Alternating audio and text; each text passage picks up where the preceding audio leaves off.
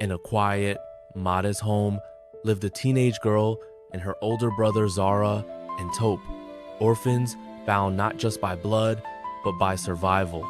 Taupe was more than a brother. He was a protector, a parent, and a silent hero who bore the weight of two lives. Zara never saw the hunger behind his smile or the pain in the corners of his eyes. He hid it all for her. When Taupe finally caught a break, it wasn't luck, it was years of silent labor that opened one door after another. He met Linda, ambitious, elegant, and sharp. She liked his drive. He loved her confidence. The wedding was modest but joyful. Zara smiled, hopeful for a new chapter on where she'd finally have a family again. "Don't forget me now that you're living large," Zara teased. Taupe laughed and promised, "You're my everything." But life was shifting. Taupe had a new family now, a wife, new responsibilities. Taupe believed the best gift he could give his sister was distance, a better school, a better chance. She was afraid, but she saw the pride in her brother's eyes, so she chose bravery.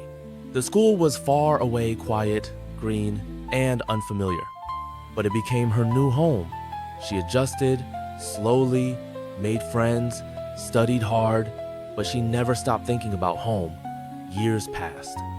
Zara grew into her voice, into her beauty, into her silence. Taupe became a father, twice, then a third time. Zara saw it all only in photos. After 6 years, she returned, grown, poised, but unprepared for what home had become. The little boy she once wrote to now looked at her like a stranger. Linda greeted her with a tight smile. "You've grown," she said, but her tone said more. Taupe came in late. His smile reached his eyes. "Zara!" he exclaimed. She ran into his arms. But even laughter could not erase what time had rewritten. Days passed, the boys mocked her. Linda ignored her. Taupe was tired. She smiled through it all, not because it didn't hurt, but because she refused to break. Taupe asked once, "Are you okay?" She answered like always, "I'm fine, bro." In the nights, she'd lie awake, wondering if home could ever feel like home again. She remembered her childhood, her parents' laughter, Taupe's warm hand guiding hers. Back then, they were each other's whole world. Now, they were just visitors. But she chose not to hate. She chose to wait, to keep loving from the corner.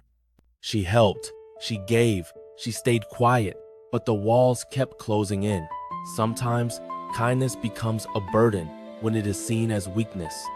Still, she kept the promise she made to herself, "I won't lose my light." And so, the quiet sacrifice began not in pain, but in strength that no one saw coming.